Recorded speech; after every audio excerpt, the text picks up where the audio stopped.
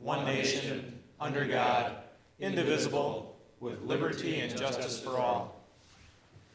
We have Reverend Jeffrey with us this evening for vacation. Reverend? Let us pray. Giver of all good gifts, we give you thanks this day. As we enter into a season of thanksgiving, we celebrate the many good gifts that have been given and which we have received. We give you thanks for this special place, Ripon, that we get to call home, for its rich resources, gentle and strong-willed people, and opportunities it provides for us to live good lives. We say thank you for good leaders who tirelessly work for the betterment of our community with servant hearts. We give you thanks for their thoughtfulness, their wisdom, their generosity, and compassion. We pray that the resources of this community might be shared and used for making this world a better place. We pray that this Thanksgiving and all times that the least among us will be your greatest care. Help us to feed the hungry, clothe the naked, visit the prisoners, and safeguard the powerless. Let us work together so that all have a place at the table in our community. Let us give you thanks for the privilege of serving the people of Ripon and for the privilege of serving you. With grateful hearts we say, thank you. We pray this in the name of all who serve selflessly, and I pray in the name of your generous servant, Jesus Christ. Amen. Amen. Thank you, Reverend. Next, we have approval of the agenda for this evening. I'll make a motion to approve the agenda for this evening. Second. All those in favor? Aye. Any opposed? Motion carries. And any public comment? No? Okay, thank you. Next, we have consent calendar. Unless the mayor, council, or staff asks that one or more of the items be pulled, the list may be approved with a single vote.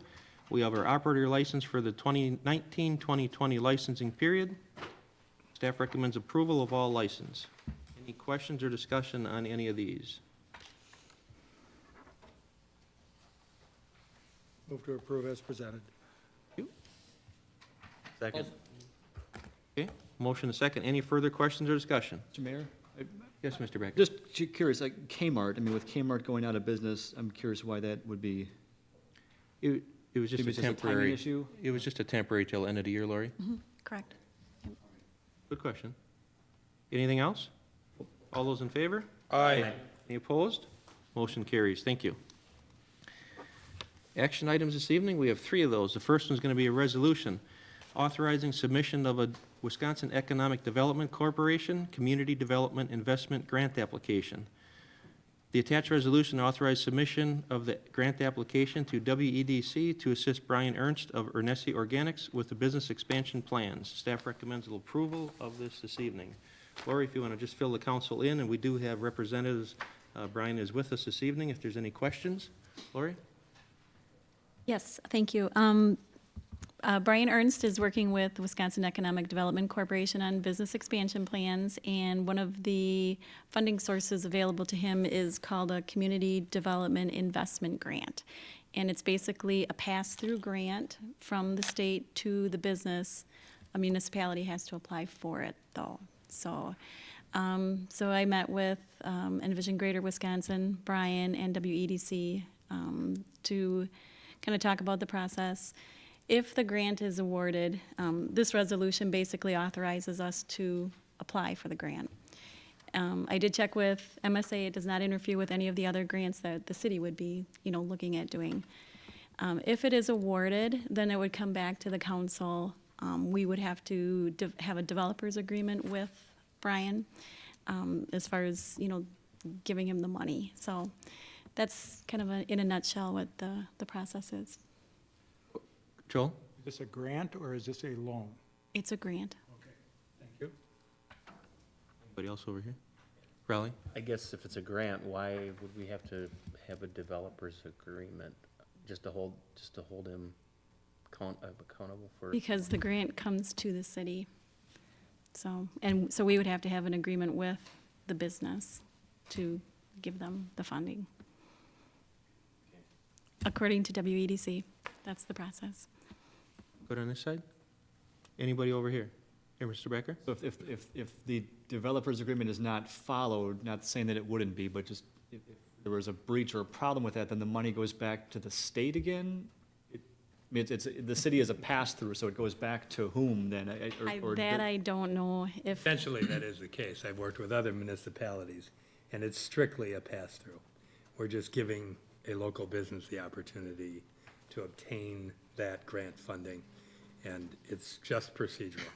And so the There's city- no risk. The city has, that's my question. have no risk. There's no risk on the city's part, okay. No rest of the city of Ripon. All right. Doesn't count against us, Lori, in any way, shape, or form, whether it be borrowing capacity or, as you mentioned earlier, any other things that we're applying for or looking at in the near future. no, correct. It's just, as Lud just mentioned, simply a pass-through, and it's got to be a local government A municipality. municipality, or what else was it? There was two? Is that just all it was? So, I mean, Mr. Ernst can't apply for it himself. He's got to go through us, and this is one of the things that Envision Greater Fond du Lac is one of the tools. I think it has many tools. And Brian, you're welcome to come up to the podium if you want.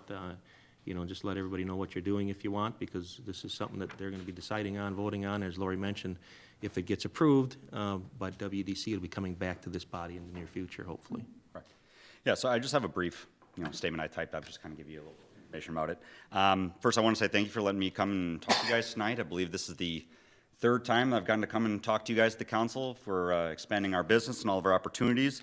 For those of you who don't know me, my name is Brian Ernst. I'm the founder and owner of Ernest Farms. We're an indoor vertical farm located downtown underneath Bloom Keys in Ripon here. Tonight I'll be asking for the council support in allowing the city to apply for the Community Development Investment Grant on behalf of my company, Ernest Farms. So I really relocated my business to Ripon about 4 years ago, where the demand for our product just has absolutely exploded. We've actually reached capacity at our current location last year, and we've been looking for a new location ever since. We're looking for a new location that can help us meet the demand that our customers have, but also give us enough room so we're not looking for another building down the road, since this is already our second location and we've been in business now for 5 years. We are currently in the process of purchasing the Market Fresh grocery store downtown as our new headquarters. As you know, that building is older and it's had its fair share of deferred maintenance. Since I've lived in Ripon since 1990, there's been at least 3 grocery stores there. Given how much work is needed on the building, plus all of our remodeling costs, getting the CDI grant would be a huge help in reducing the amount of capital that will be required to acquire this building and expand our operation. The CDI grant provides $1 to us as a grant for every $3 that we spend in eligible permanent upgrades to the building. So we have already met with construction, plumbing, electrical, and HVAC contractors to get quotes for all the work I plan to do in the Market Fresh building. We've met with John Bartz at WEDEC, Jim Cleveland at Envision Greater Fond du Lac, and given them our proposed renovation numbers, and they've all agreed that everything we're proposing to do would qualify for the grant since they're permanent upgrades to the building. With this expansion, it'll allow Ernest Farms to more than triple our output. With this increased output, we'll be able to expand our delivery area as far west as La Crosse and as far south as Milwaukee and Kenosha. With this expansion, this will make us the largest vertical farm in the state by far. The only other vertical farms that are even close to the size by the time we're done would be found in cities like Chicago, New York, and Minneapolis. With this expansion, we also plan to create around 8 full-time new positions and 12 part-time new positions. The CDI grant is only paid out after the work is completed by us and verified it's done by us, so there's absolutely no risk to the city. If we put something in the application and say that we're going to do this and it doesn't get done, WEDEC just keeps that money. It doesn't go to the city or it doesn't go anywhere else. We just don't get it. Given that we will be creating numerous new jobs and putting a large amount of money into an existing building downtown, plus drawing statewide attention to Ripon for our expansion, I hope this body adopts the resolution and authorizes the city administrator to work with my company at securing the Community Development Investment Grant. Again, thank you for your time, and I'd be happy to answer any questions you guys might have about our expansion or our company or anything. Any questions for Brian? Excellent, good job, congratulations, thank you. Move to approve the Oh, hang on. Mayor, prior to the vote, I'm going to abstain this evening as Ernest Farms and Diverse Options have a working relationship at this time. Sure. Joel? Move to approve the resolution as presented. Second. Any further questions or discussion? All those in favor? Aye. Any opposed? Motion carries, thank you. Abstain. Thank you. Okay, second action item this evening is going to be establishing municipal court. Effective January 1, 2020, the town of Oakfield will be joining Lakeside Municipal Court. Attaches an updated ordinance and intergovernmental agreement adding the town of Oakfield to Lakeside Municipal Court. Staff has no concerns. Any questions or discussion on this? It is relatively new. Joel, you want chief? Bud, question for you. Workload of the court. Is the court in a timely fashion? Has everything been kept up to date? It has. And, I think one of the things that they had said at the outset when we switched over, and, credit to the chief on that, was that less trials, that has been a result. So in terms of less trials for the city. And so increased revenue for certain. I'm sure Bill can touch on that. But no, they come here, and that's saved overtime for officers. And so trials start here. In the area of OWIs, they have an automatic right to appeal to the circuit court. So there's still going to be those that end up in circuit court, but they're more limited. And the judge has been Timeframe is prompt? very prompt, and yes, I'm happy with the transition in terms of the workload. Thank you. Thank you. Any other questions or discussion? Okay. Move to approve the ordinance. Second. Any further questions or discussion? All those in favor? Aye. Any opposed? Motion carries. Thank you. Third action item this evening is going to be a relocate assessment ordinance from Chapter 19 to Chapter 22. The first ordinance below removes the city's assessment ordinance from Chapter 19, and the second ordinance recreates the ordinance. A is going to be repeal Chapter 19.30 assessments, and B is going to be amend and recreate Chapter 22.10.170 assessments. Bud, you want to just let everybody know what we're doing here? Yes, this was, I think Doug was working with Lori on some questions concerning where we are at in special assessments, and looking through our ordinances, it became a little difficult to find exactly where they're located. Chapter 19 is related to subdivisions, and so leaving it in subdivisions kind of confuses everyone in terms of what powers the city possesses in the area of special assessments. We already had 2210 on the books, which is general special assessments, and so the particulars of that ordinance are best placed in Chapter 22. So we moved it from 19 to 22, and it applies to both subdivisions and to the general public. And the enabling legislation is under City Ordinance 66.0703. We had all the powers, we're just moving it to a place where it's clear to the public that we have all authority to assess special assessments under the rigors of Wisconsin statute. So it's more housekeeping than anything, but it does point out that the city does have the power to move forward with special assessments. We haven't done a lot of those for a while. In the past we did. We haven't used that vehicle as much, but it's available to the city. Any questions? Entertain a motion. I'll make a motion to approve. Second. Any further questions or discussion? All those in favor? Aye. Any opposed? Motion carries. Thank you. Discussion items this evening, we have three of those. The first one is going to be a TID cash flow projection update. City Financial Advisor Phil Costin from Ellers will provide an update at tonight's council meeting on the status of the city's TIF districts. Bill?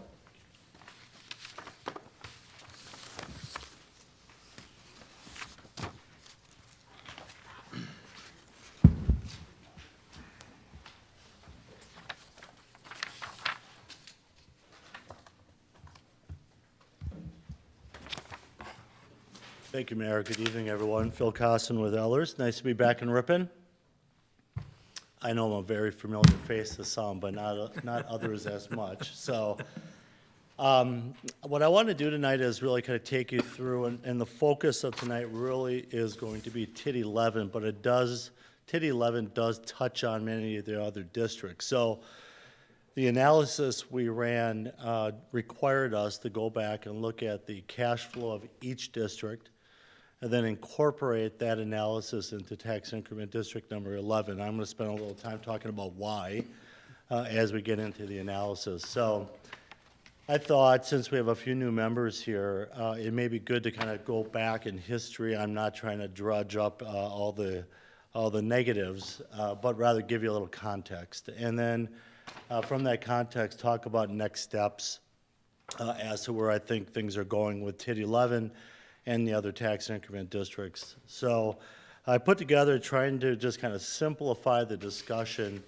kind of just a bullet point cover page, and then I could talk numbers. That's what I love to do, talk numbers. So we could talk numbers all day long if you want. But I really want to be here to answer questions that you may have more than anything else. So I want to give you a little bit of history first. And tax increment district number 11 was created back in 2009. And if you think about when this started, it was probably more like 2007, 2008, the discussion started with Boca Grande and the possibility of a spa hotel downtown.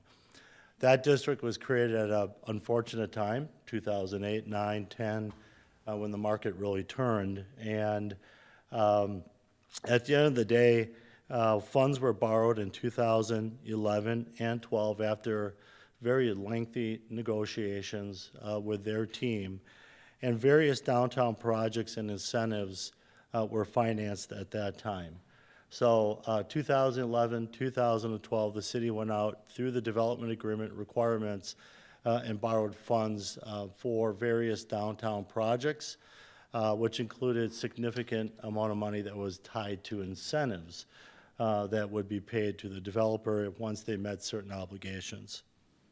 So I think, as everyone is aware, bullet point number 3 here, meaningful development did not occur, and what was promised as far as increment wasn't realized, and those actions then resulted in significant shortfalls in TID 11. So that was kind of the low point of what was happening in the downtown at that point. But the bottom line is there were several actions that were taken by the city at that time that were really critical to be able to try to shore up tax increment district number 11. The first, if you look at number 4, was that we went to the other taxing jurisdictions, the school, the county, and the technical college, kind of hat in hand, saying we need your help. And they were very gracious in working with the city, allowing for revenue sharing to occur from TIDs 1, 4, 5, and 6. Those amendments went in place in 2012 as safeguards in case development did not take place. There was additional sharing of revenue potentially of TID 11, and then when TID 14 and TID 15 were put in place, we allowed for revenue sharing also potentially with TID 11. The intent necessarily wasn't that we're going to have to share revenue from all these districts, but rather as a financial safeguard to the city to make sure that there was always going to be the availability of revenue to support the obligations that were taken out for TID 11. So those were all put in place back in 2012, 16 and 17. And those stay in place, and they are in place currently today. And those are really critical as we get into the cash flow. Debt that was issued in 2011 and 2012 were refunded at significantly lower interest rates, which greatly reduced the principal and interest, and we just went through one of those not too long ago. So what that enabled us to do is to, at the end of the day, hopefully reduce the amount of money coming from the tax increment districts to help support TID number 11. So those refinancings are taking place.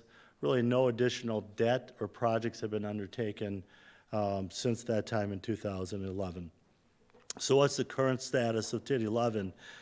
Well, the value, increment value, which is not what you collect, but the increase in valuation once the district was put in place, the value has dropped from $4 million in 2012 down to $1.8 million in 2019. That $1.8 million is actually up a little bit. It was $1.65 million last year, increased by about $162,000 in 2019. So we saw a little bit of an increase in valuation in tax increment district number 11. I'm happy to hear about new activity in downtown. Hopefully that's in the tax increment district. That certainly would help. No additional development or project costs are projected in the analysis that we run. So if there is additional costs, we haven't factored that in. If there's additional revenue through development, we haven't factored that into this analysis as well. The 2018 year-end audited budget showed a balance in TID 11 of nearly $3 million. Now, that $3 million came from a variety of sources. Some of that was borrowed funds from when those original funds were borrowed. Not all of it was dispersed to the developers. So there's a significant pot of money sitting in the TID 11 fund that can only be used to pay for capital projects identified in the TID project plan or debt service. It can't be allocated for other purposes in the city. It has to stay in that fund and be used for those very specific purposes. You'll see in a little bit why having that fund balance is really, really important. Without increment sharing from TIDs 4, 5, 6, 14, and 15, annual shortfalls in TID 11 would start in 2024. And they would be as much as $600,000 annually that would have to come from somewhere. And if it wasn't coming from the other tax increment districts, it would be levied for. And you would be increasing your debt levy on an annual basis by about $600,000 to support the debt related to TID 11. That $600,000 really runs from 24 to 2030. Then it starts to drop off as some of the debt drops off through 2032. But the cumulative shortfalls without any new development in TID 11 would reach $5 million. So that's a significant number to kind of get your arms around over a relatively short time that would be bore by all the taxpayers in the city. So with revenue sharing from these districts, the annual shortfalls drop, and there are no projected shortfalls that would have to be levied for. That's why it's so important that we have these revenue sharing agreements in place. So I mentioned TID number 1. TID 1 has been closed. It's been closed out for a while, and that's no longer revenue sharing. One thing a point I wanted to make on the revenue sharing is that you can only share revenue for the life of that district that is the donor district. You can't extend the life of that district out longer. That's not what the intent is here, but you can only, so you'll see in the analysis, these different revenue sharings by TIF kind of cut off at certain years based on the life of the donor districts. So revenue sharing is still needed from those other districts. I'll talk about that in a little more detail. We'll have depleted that 2.9, almost $3 million of fund balance as early as 2024 if you don't have the revenue sharing money coming from the other districts. Our hope is that you see some growth in tax increment districts 4, 5, and 6, along with some growth in the downtown area that hopefully at some point along the way you don't need additional revenue sharing from TIDs 14 and 15. That'd be the hope, that we never have to tap into those districts. And I think you can accomplish that with some decent growth throughout the other districts. So current cash flows, I'm going to show you on page 3, really show that we can, with the support of those other districts, continue to carry TID 11 without any shortfall payments and close out TID 11 by 2032. So let's talk a little bit about the numbers. If you go into the second page in, this is simply just showing what has occurred in TID 11. And TID 11, I'm not really showing much happening. Right now, you have $1,815,400 of increment value, and that's generating about $44,000 a year. So it's minimal of what's coming in to support debt from TID 11 itself. That's not really where the revenue sharing is coming in. The next page is kind of the fold-out page I want to talk about in a little more detail. And again, I'm sorry, there's a lot of numbers, but that's kind of how we get to the analysis to make sure you understand the importance of these revenue sharing agreements being in place. I'm going to walk across this page left to right by column real quick. And again, if you questions along the way, just stop me. First column on the left is the year. The second is the tax increments at 44,000 I talked about earlier. I'm showing no new growth in downtown. You have some investment earnings coming from the fund balance that you have sitting out there, that $3 million fund balance. So it's an estimate that's coming in. The state has some intergovernmental revenues that come in to tax increment districts. It's about $2,000 in your case in TID 11. We're showing that carrying forward to get to ultimately total revenue of just TID 11. That's the last green column. In the yellow are all your expenditures. Those are the debt obligations that are outstanding right now. You have a taxable GO issue, what's remaining of it, that was taken out in February 2011. It was a refunding at that point. You can see the rest of it is the next columns, the middle columns, where it says 2019A refunding bonds. So that's an obligation. Next to that, TID portion of the 2012 GO bonds that were issued. And you can see the rates that are identified there, are both at very favorable rates right now. You have some conservation and development costs, costs that tie back to some activity in the downtown. We've kind of held that constant for the life of the district to get total expenditure column. Well, if you look at total revenues and total expenditures, they don't nearly match up. That's why we need the revenue sharing. So after the yellow columns, we have TID revenue sharing from 4, and we've run the analysis to make sure TID 4 can support what we're showing there. So that is an updated analysis of what's coming from tax increment, projected to come from tax increment district number 4. That runs through 2022, and then TID 4 will close out. If we look at the next column, TID 5 revenue sharing, there's also a sharing with TID 12 with TID 5, but that will close out in 2024. And that's when that revenue sharing will cease. TID 6 right now is projected to really jump up in revenue because of a development that's occurred in TID 6. And you can see that that district can run through 2026. And we're projecting that will close out at that point as well. We do show revenue sharing from TID 14 later on being needed to continue to support TID 11. And that's where I said, if you have some growth in 4, 5, 6, and in TID 11, then our hope is we never need to tap into TID 14 or 15 at all to support the tax increment district. Right now, we show a little bit having to come from TID 14 in the later years. But if you look at it, there's the balance column. And if you look at fourth column from the right, the annual column is what's happening on an annual basis, revenues minus expenditures. The cumulative column takes into account that fund balance being drawn down over time, even with the revenues coming from the other districts. And you can see it really starts to drop off about 2026, 2027. And then the debt that's outstanding is shown in the second last column on the right. And we've kind of boxed in where you cross over and have enough revenue to pay off obligations. And we show that by 2032. The districts will be closed out and TID 11 will be paid off.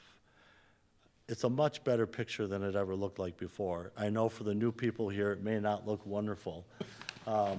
We had shown, before we were able to refinance debt at much lower rates, before you saw development in 4, 5, and 6, we were showing annual shortfalls that would have to be levied for that were very significant.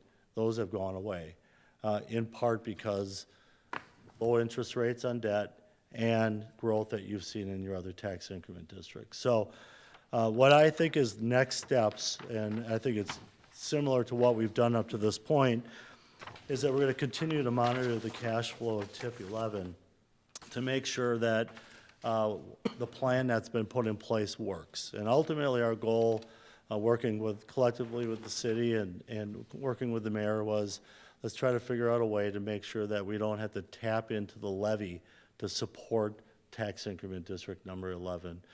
That's what the plan that's been laid out right now does.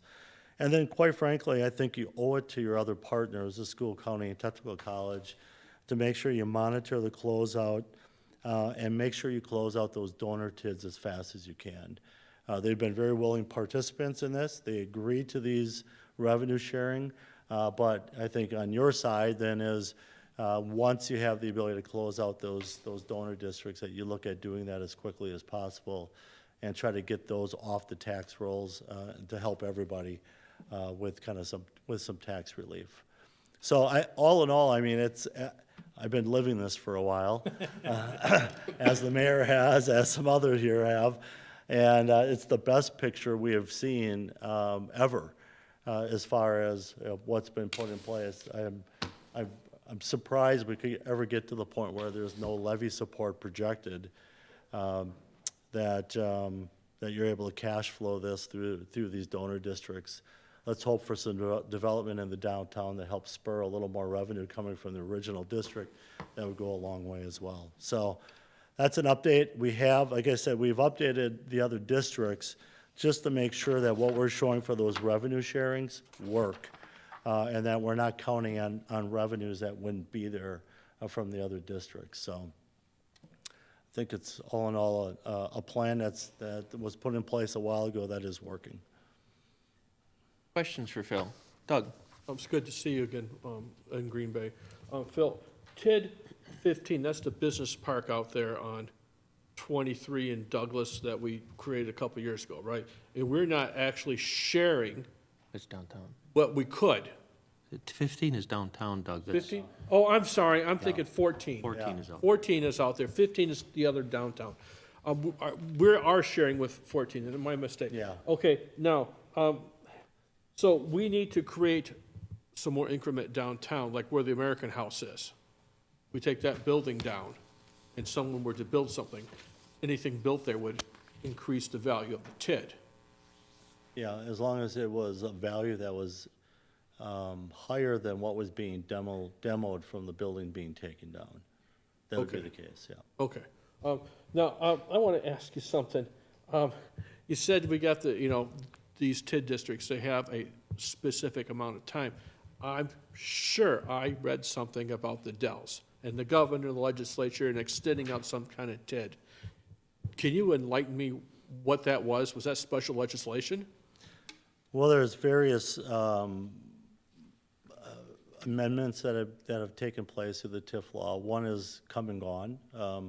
You could distress TIDs a while back. That sunset in 2015, I think it was. So you don't have the ability to distress TIDs, and that enabled you to extend the life of the district up to 10 years, and if it was severely distressed, longer than that. But that's gone away. You don't have that option Right. anymore.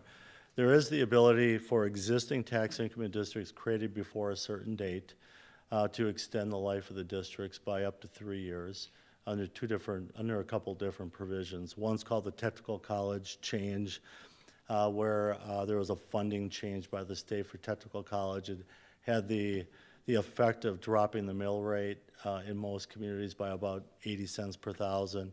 And when that was enacted, that hurt a lot of the cash flows of tax increment districts. So you can extend the life out using that technical college change. There are other provisions out there that enable you to extend the life of districts if you can show hardship within the original district. These districts, 4, 5, 6, would not be able to show hardship because they're a donor district. Right, now. right. So we couldn't use that to extend the life. I would say if my take on this would be you would look to close those districts out anyhow. I talked about this Right. partnership you have with the other taxing bodies. Try to close us out as soon as you can and not take advantage of those possible extensions. I know we can let it go an extra year, so do that extra year or not? let's. Because next year would you go to Affordable housing? Yeah. That's a possibility. I think that's a different discussion than revenue sharing. You could take all these districts that are due to close out at the dates I talked about, and you could extend them 1 year for affordable housing purposes. That would be outside of this Right, calculation, though. right, okay. Yeah. Okay, I don't have anything else. Al, do you have your hand up? And Phil, likewise, I mean, your numbers look great, and thank you, by the way. It's really feels good to see that, not knowing that we won't ever have to use the general fund for it. If any of these other TIDs, if everything looks good and you keep an eye on the projections, we have, road infrastructure and stuff in some of those that we implemented years back. We maybe potentially could back off some of that sharing from the donors and do some of those projects that we have in those plans originally. If everything looks good in new increment, like you just mentioned downtown, the old Davis Hotel will be online here in a year or two, and that'll be 14, which will be showing some revenue. So if it looks like in the future there'll be some opportunity there where you can still have a zero at the end of the day and back off on some of those other ones that we can do some projects in our plans, you'll be aware of that and keep an eye on that, and the city will know that. Yeah, I think what we would do is we'd just kind of run side-by-side analysis of pulling revenue from one and seeing how it affects the overall plan if we have new development. Yeah, we can run those models. Good. Ultimately, we're just going to try to get to the same place. Right. But try to benefit some of the other donor TIDs would be nice before they close, okay? So the expenditure period on some of those is still open. Yeah, it's usually led 5 years from the maximum life, so TID 4 would not be anymore, but I would think 5, 6 still have some life for expenditures. Not long, a couple of years probably. Okay, thank you. Anything else for Phil? Mr. Becker? Bill, can you clarify, we're about halfway down on the first page, you mentioned the increment value has dropped from 4 million in 2012 to 1.8 million in 2019. So, I mean, looking downtown now, a lot of good things happening. People are excited about Ripon, which is terrific.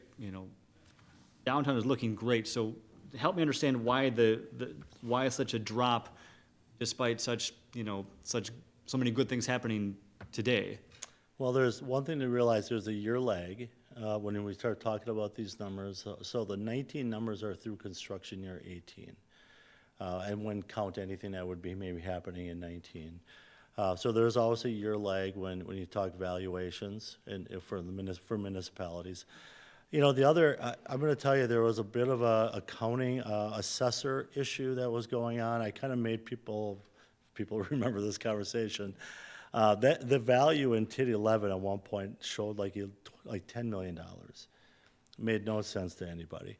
And I kind of came and warned everybody in the room, and I said, I'm telling you right now, there's not $10 million increase in value there. It's something to do with how it was, the assessor, every year you have to do an assessor's report for every tax increment district that goes into the DOR. I'm thinking there was an error that was probably in it that year. So that 10 million was erroneous. I don't know why it went from, to be honest with you, why it went from 4 to 1.8 million. I don't have that answer for you. It's a bit of a, when you talk about Department of Revenue, it's a bit of a black box at times of trying to figure out where the numbers come from. Commercial, to me, though, residential and commercial shouldn't be that hard because it's locally assessed, where we tend to run into problems when it's state assessed, industrial. It gets a little bit more challenging to figure out where the numbers are going to come in. But it's the valuation in this district has kind of been all over the board. I'm thinking the 1.8 is probably realistic for what's happened downtown, but I don't know why the drop. You'd have to probably do a comparison of that assessor's report side by side and try to figure that out. But we took the American House, MAPES, and what else off the rolls? No, okay. 3 years ago? It'd be where the fire was, the two places there, and then the 5 houses up in back, Lori, it was? That's a logical answer. If you've taken stuff off the tax roll, that would have a negative impact. Sure. Yeah. Because at first blush, you think, well, a lot of great things happening. Why in the world is it? Yeah, that would be a logical, if you're removing property off the tax rolls, that would have a real negative And impact. now MAPES is back on, Everything's Yeah. back on with the American House. except American House. Yeah, I kind of forgotten that. That's a good point. Yeah. So maybe it's a momentary blip down to 1.8, and maybe we'll see it climb back up come next year. Anything else for Phil? Excellent. Thank you, Phil. All Thanks right, for the thank you, nice to see good everyone. news. Thank you. Thank you. Drive safe and watch for them deer. Thanks, Phil. Okay, next discussion item is going to be American House Lego Team presentation, proposed idea. At the November 13th meeting, Councilmember Becker requested this be put on discussion item for this evening. Mr. Becker. Not much to add, other than it was just like I said at our last meeting, an excellent presentation. I thought the kids deserved at least some sort of formal discussion or response from the city as to what we may be willing to do, if anything, with the information that was provided. You know, especially on the heels of Phil's presentation, I think all of us would like to see something on the tax roll, but, you know, realistically, is that possible at this point? And perhaps the alternative of additional parking, while it would not provide tax increment, would also be of value to the city. That's one thing I hear a lot is downtown parking, as I'm sure a lot of us have. So I guess just fundamentally, you know, is the city willing to forego the possibility of putting the property back on the tax roll in exchange for something else of value for the downtown, like additional parking? And I guess that's the question we need to answer before we go any further with the kids' presentation. Is the prospect of additional parking worth it, based on the needs of the downtown, that we'd be willing to forego whatever increment may be generated by holding out for something to be developed? Okay, floor is open for discussion. Any questions or discussion to add to Mr. Becker's suggestion? And rightly so, to get an answer. I mean, is this something where, you know, putting a building there and creating tax increment, or adding a different sort of value to downtown Ripon by having parking and outdoor seating and stuff like that? So, any input from anybody? Was, were we supposed to be getting some numbers on parking and? Oh, yeah, Laura, you got some. I did just do a quick, I just looked at a different community. Lego League had said an hourly rate of $1 an hour. 4 hours a day, 25 days per month. That's monthly revenue of $100, annual revenue of $1,200. And they could put 25 stalls in there, so that would be about $30,000 a year for revenue. Just estimate. Mr. Iverson? Thought occurred to me a couple weeks ago that if we were to charge for this parking structure that we would build, we would need to meter downtown in order to get people to go and use that parking. Because if there's available parking downtown, they're not gonna go park in there and pay $1, they're gonna park on the street for nothing. So we would have to, I think, really consider metering downtown with parking meters that are gonna feed the quarters in to equal about what it would cost to go use that structure. Good. Yeah. Howie? What a lot of people fail to remember is we have a municipal parking lot 1 block off of Main Street. And unfortunately, it is not, the signage is not there to let people know that it is there. And On that's, Watson Street, you mean, signage yes, to let people that's know. been a drawback there. A lot of people just don't realize there is the parking there. Utilize the space of the American House for parking. Like Doug said, we'd have to meter everything downtown then to justify it. And we went through that years ago, and it was a nightmare. And as a downtown businessman, I know a lot of people would not be in favor of metering the parking downtown. So I think if anything, we should look at finding some revenue to do more for signage for the municipal parking lot, and any upgrades that we could do there to make it a more appealing place for people to park, to utilize their downtown. Mr. Schrader? Well, are we still looking down the path of raising the American House? Lori, you're talking with Dave from MSA, and he's gonna be getting some numbers and working. That was one of the things that Raleigh had mentioned, the 5 things, and so you're reaching out. He didn't have numbers ready for you yet to come to this meeting, right? No. not yet. He's working on it. It's up to this body, Al. I mean, my recommendation was, I thought we'd be tearing it down, but given the information and applying for grants and stuff, that we should hold off on that and get some information from him Right, and but- apply for grants, so he might have It's some. still an option on the table. Yes, yeah. Yeah, I mean, you're gonna have a window of opportunity, and, everybody knows I'm not gonna be here, but, somebody needs to make sure that we don't have to take $200,000 from the general fund someday to take that building down if it needs to come down.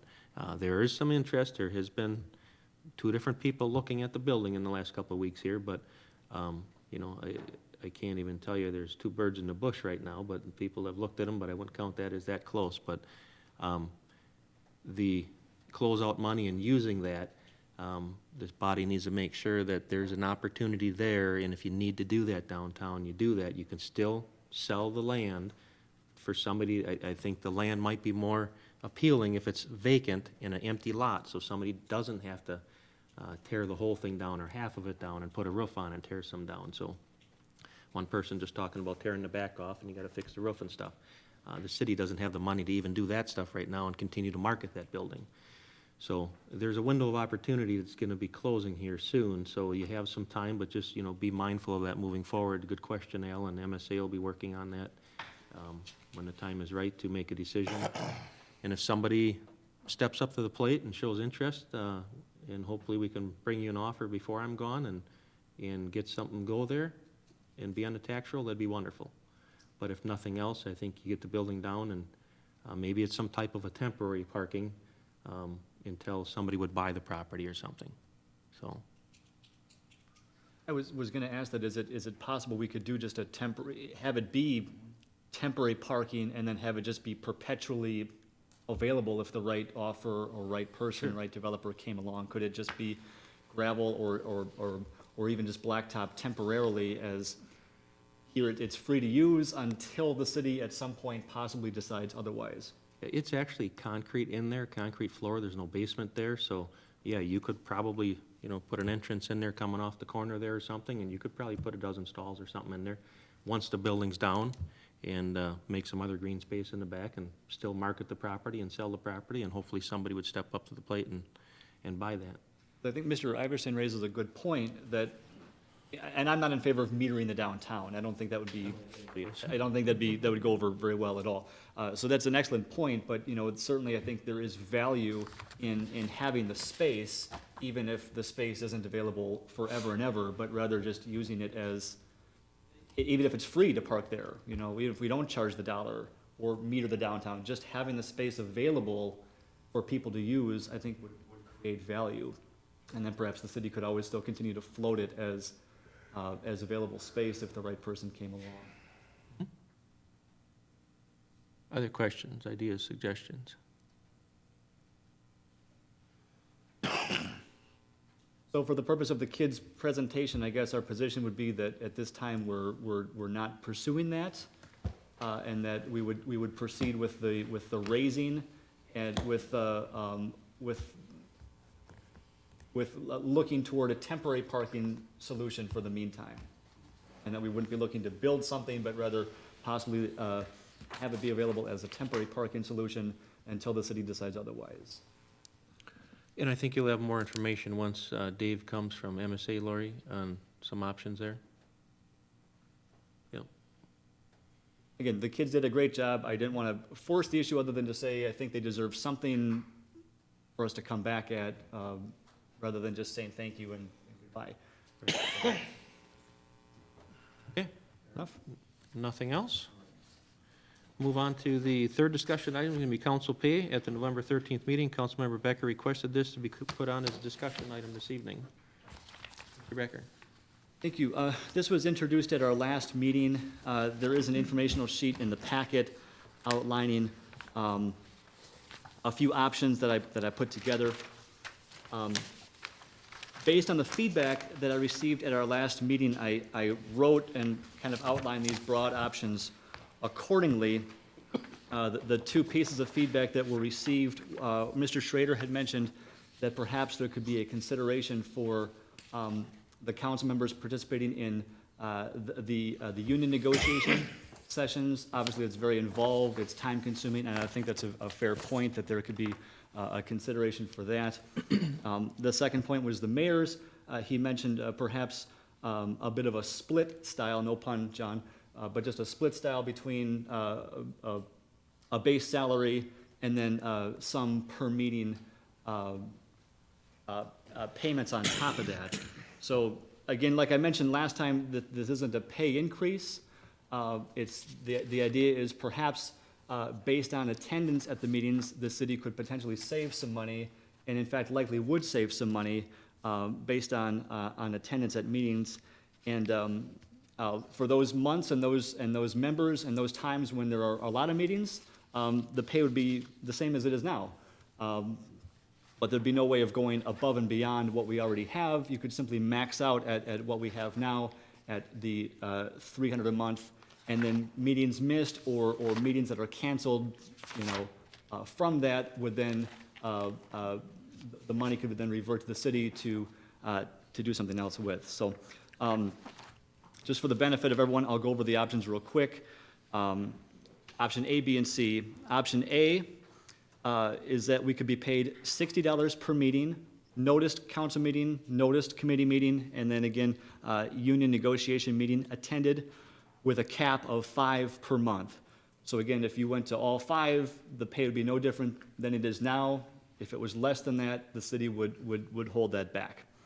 The savings is to be determined because I don't know exactly how many people would be missing meetings, but my thought is if there's $28,800 budgeted based on all of us for 12 months, at the end of 2020, the difference could then be rolled into the city's contingency fund or something else. Option B is something of what the mayor had suggested. Although he didn't put numbers to it, these are my numbers, not his, but this is just kind of a rough idea of base salary. $100 base salary, and then an additional $40 per noticed council meeting, noticed committee meeting, and union negotiation meeting with a cap of 5 per month. So again, there's no way to game the system. The highest you can get is what we already have now. And then the savings is estimated it's the same as option A because I don't have a crystal ball. Option C, I only put that on there for historical purposes to show context. I don't intend to push that tonight only because we already looked at that at one point. That was already a motion on the floor last year. But just for historical purposes, I put option C on there, just an across-the-board salary reduction. If that were to receive or have any support, we could do that. But again, that was, we had done or motion for that last year. It didn't go anywhere, so just for historical purposes, I wanted to show what could be done if we wanted to. So that's all. I think it's a good way of essentially aligning the attendance that we have with the pay that we receive. And the benefit is also that the city would retain some of the money and have a modest cost savings along the way. Mr. Becker, just to clarify, this is for the council representatives, the 8 council seats, not the mayor position, correct? That's correct, yes.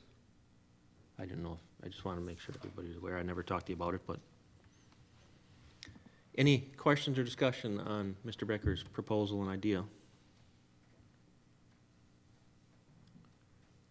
Anything? Well, I guess I had the question at the last meeting is how's it managed? Who manages it?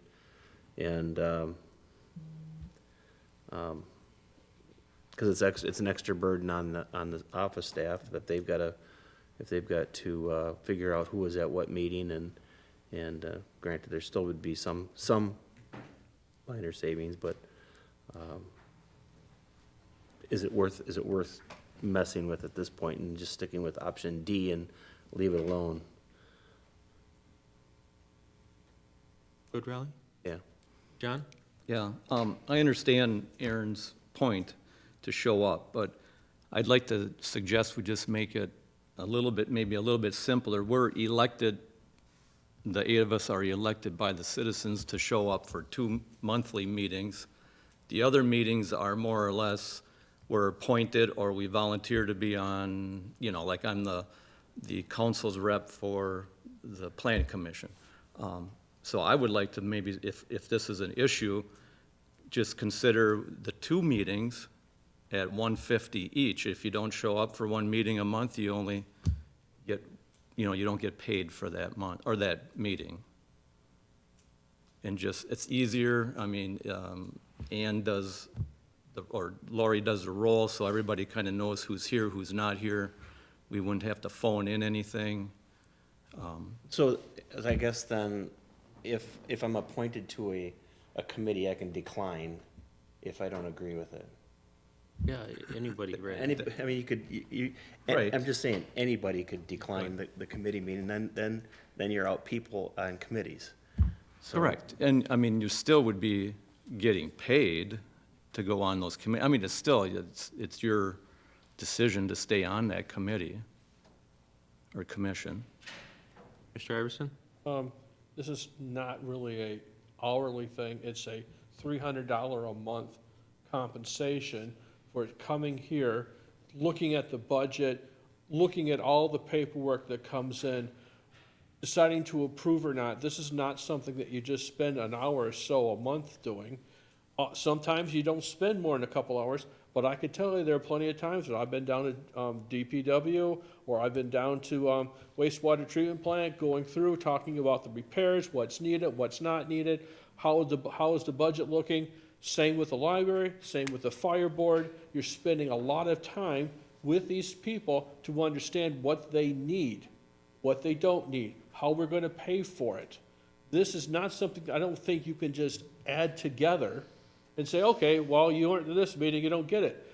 You don't get your $150 or whatever. It is a total, it's a part-time kind of position that you do when you have the time to do it. You're always doing something, always emailing, asking for questions about, what about this, what about that? And around budget time, you're even more busy. I know there are some times when we don't have a meeting because there's nothing to do, but there are plenty of times when we might go a couple hours. We've had those in the last year. You're missing one of getting in your vehicle and visiting a constituent on a complaint.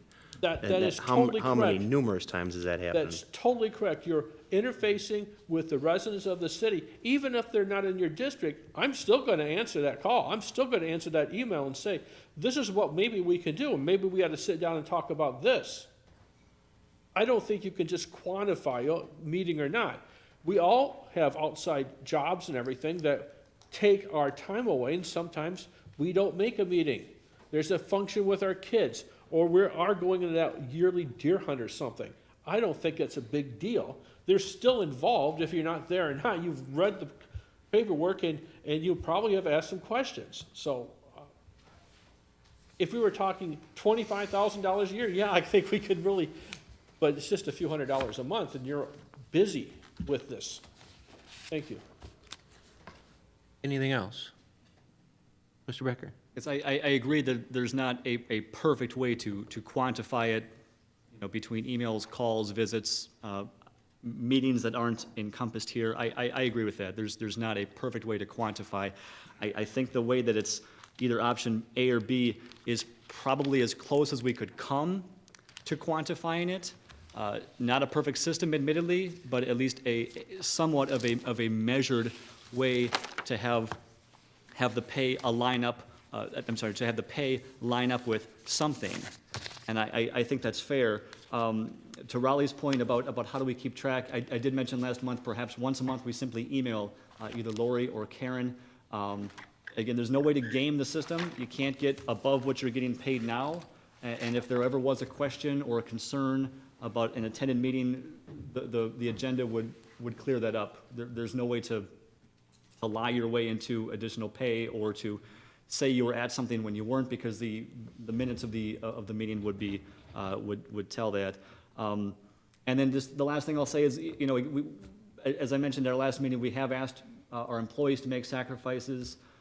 We have asked the public to make sacrifices, and we've asked our department heads to routinely make sacrifices. And I think this is a modest way that we ourselves could show some goodwill and have some savings come back to the city as well.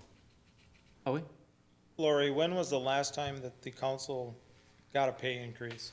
How many years ago has that been? It's 13 years ago. Yeah. It was just Long before I time. came on. That's why you're here. I'm kidding. So, sorry, but, you know, there's kind of, I'll save it. It's not worth it. Any other questions or discussion on this discussion item?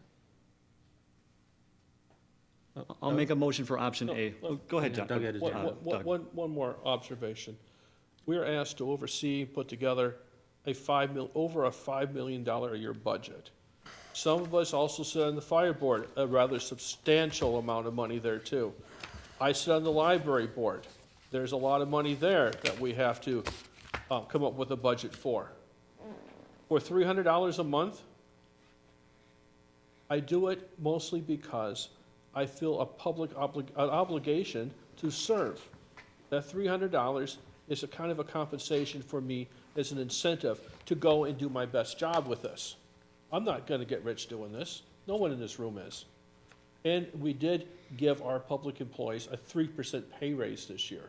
I realize they could pay a little bit more for their health insurance, but we did give them a 3% pay raise. That's way better than what the county gave. Mr. Becker? I'd move for option A. Okay, there's a motion on the floor. Is there a second? Motion on the floor is for option A. Is there a second to Mr. Becker's motion?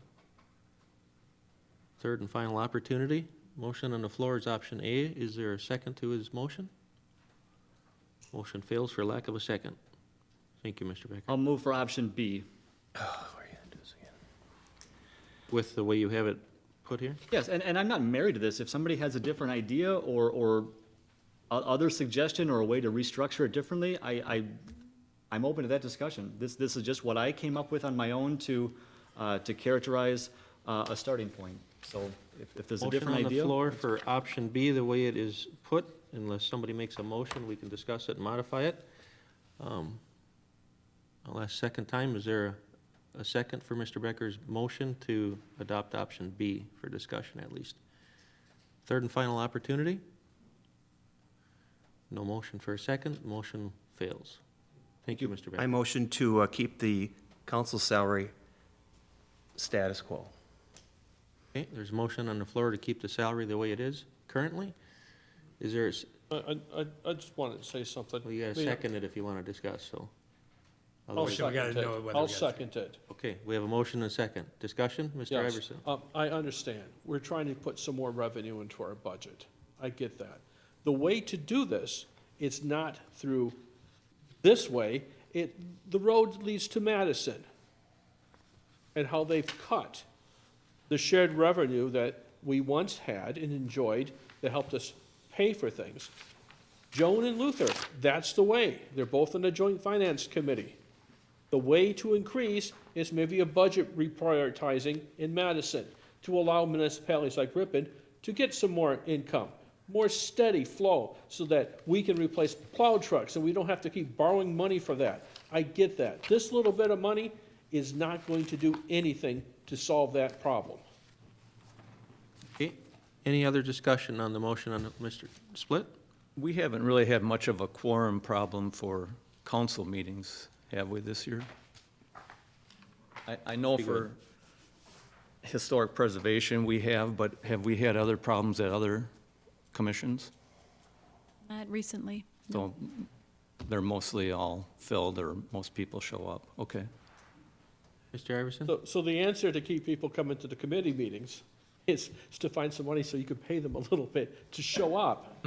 But we don't have any money for that. And again, it's Madison that has to deal with this problem, and they're not. Thank you. Anything else? All those in favor? Aye. Was there a second? Oh, yeah, sorry, yes, Doug, Doug you is did. I'm second. sorry. Apologize. You did. Any opposed? Hey. Motion carries. Thank you. Project updates and staff reports? Anything, Mike? One thing? Thanks, Aaron, for putting that presentation on a Lego, from the Lego League. The young adults worked hard on that. So I do want to report back as to what happened on their presentation. On Saturday, November 16th, I believe they presented. They received the Robot High Score Award. They received the Champions Award and they received first place. They're going on to sectionals. So I don't know, the text came in then after that. Now we need to take the project to the next level. I don't know if we means, but they did do a great job. And kudos to them, whether the project goes downtown or whatever. It was a project as a whole, looked from a different view, and it shows what they received in awards. So, thank you. Thank you, Mike. Anything else? Any questions for Mike? Just want to say kudos to your crews. I know they've been fighting some pretty big odds, but my neighbors are at least happy now. There are some people happy, there are some people not so happy. I Some understand people just that. have to be patient. Uptime on the leaf vacuums was unbelievable, probably over 90% uptime on all of them. You know, that's probably world-class numbers. And then the guys working hours plus overtime and frustration with frozen stuff and everything like that. But at some point, I had to make the call with a potential storm coming in for the safety of our community and residents and people traveling through. So, Thanks, Thank Mike. you. Lori? Let's see, we have one employee with anniversary in November, and that would be our cable TV supervisor, Riley Eisenuggle, 18 years. Just a note on that, today recognition, we had a new officer sworn in today, Chief, correct? You want to just come up and let everybody know his name and maybe where he's from, as long as it just happened this morning? Seems like a nice young gentleman. I said this morning when we were swearing him in here, I just, every time I'm sitting up here, you know, we have a swearing in an officer, next thing you know, it's 2, 3, 4, 5, 6, 7 years, and it just goes by like that. It's amazing. You know, and Lori always going over the years of service here. We just had Ann, longest tenured employee, retiring last year, so another new one today, Chief. Yep, so we just completed our hiring process and our promotional process.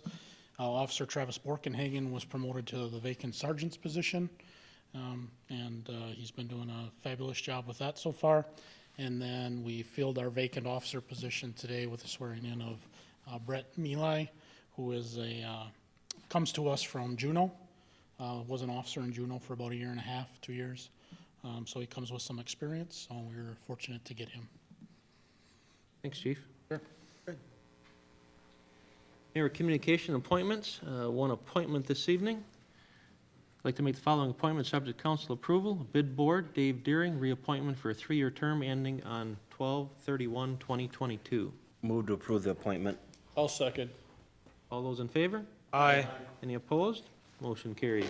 I'd like to wish everybody a happy Thanksgiving, safe hunting, safe travels wherever you may go during this holiday weekend. Stay warm, careful of the weather. There's some weather coming in if you're heading northwest, and I think some more coming in Saturday and Sunday. So be careful wherever your travels may take you, and we'll see you back here in December.